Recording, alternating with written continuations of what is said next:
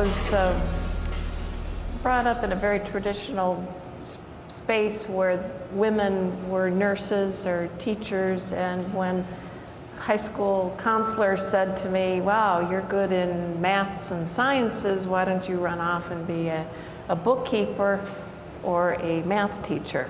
And I was too spicy at that time and went off and became the accountant, not the bookkeeper.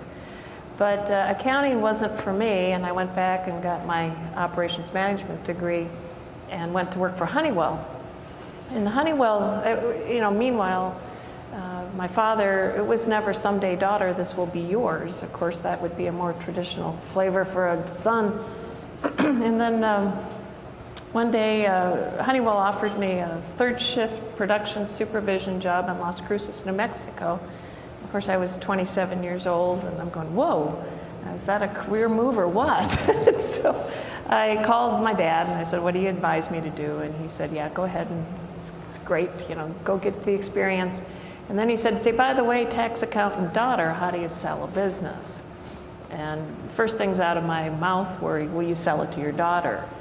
And he goes, whoa, what's a girl want with a manufacturing company? And I said, whoa, the same thing a boy wants with a manufacturing company. And then he said, well, who's going to raise my grandchildren? Dad, I'm single, I don't have children. So it took about 10 seconds for my dad to shake off all of his traditional thinking patterns and go, wow, you would be perfect. So then I joined him in 2 years. He named me president. And when he named me president, it was that was 1985. And a lot of customers left, a lot of employees quit, because there was that signal that the Marine was going to be the future. And then he sold me the stock in 1987 on a term loan of 20 years of paying for my father. And he always said he would die with a penny in his pocket, and he just passed away last year. So, and he had a penny in his pocket. So it was really quite nice to see how he transitioned out and how I took over. But he was the craftsman, he was the mold maker. On the day that he sold me the business, he was gone. He wanted to retire, and I think that was his brilliance, is that he didn't hang around. And there was no question now that the transition had happened. Employees had to work with me. They couldn't just go to Carl. The customers had to work with me.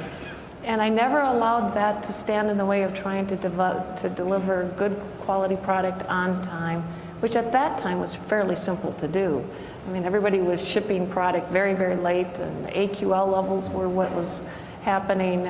So that was a great into the marketplaces that Steinwell delivered on time. Steinwell delivered 100% quality product. Of course, today that's a given. But that's how I finally got the company to grow. Then you can hire the craftspeople, and I cannot turn on an injection molding machine. I stayed out of it on purpose. But yeah, I run a plant, but I can't mold you apart.